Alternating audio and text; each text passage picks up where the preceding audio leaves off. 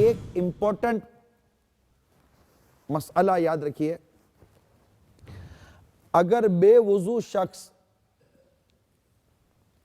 کا ہاتھ یا انگلی کا پورا یا ناخن یا بدن کا کوئی ٹکڑا جو وضو میں دھویا جاتا ہے، جان بوجھ کر یا بھول کر دا در دا یعنی 100 ہاتھ 25 گز 225 فٹ سے کم پانی، مثلا بالٹی وغیرہ جو بھری ہوتی ہے میں پڑ جائے، ڈال دیا جائے یا چلا جائے جان بوجھ کر یا انجانے جو بھی ہے، تو پانی مستعمل یعنی استعمال شدہ ہو گیا اور اب وضو اور غسل کے لائق نہ رہا۔ اب نہ اسے وضو ہو سکے گا نہ غسل ہو سکے گا۔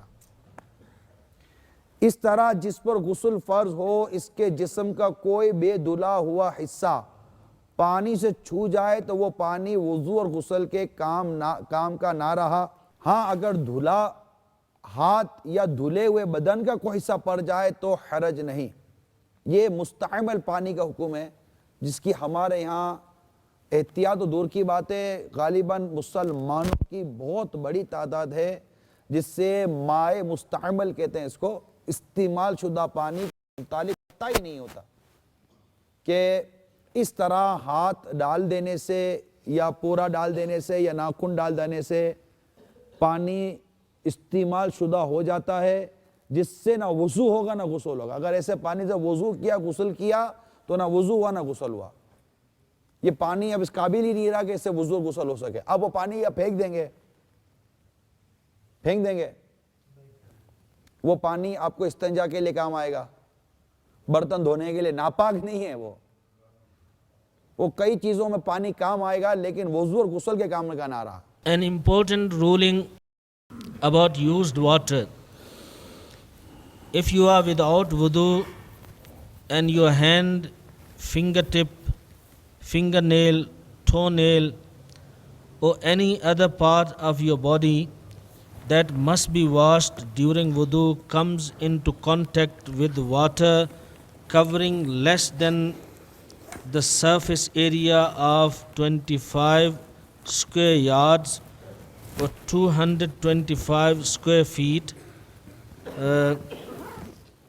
For example, a bucket or tub of water, that water will be classed as musta'mal. Musta'mal means used water and unfit for use for wudu or ghusl, regardless of whether this was done deliberately or unintentionally. Similarly, if you must do ghusl and any unwashed part of the body comes into contact with water, it will no longer be fit to use for wudu or ghusl. However, if the hand or area was washed before it came into contact with the water, it will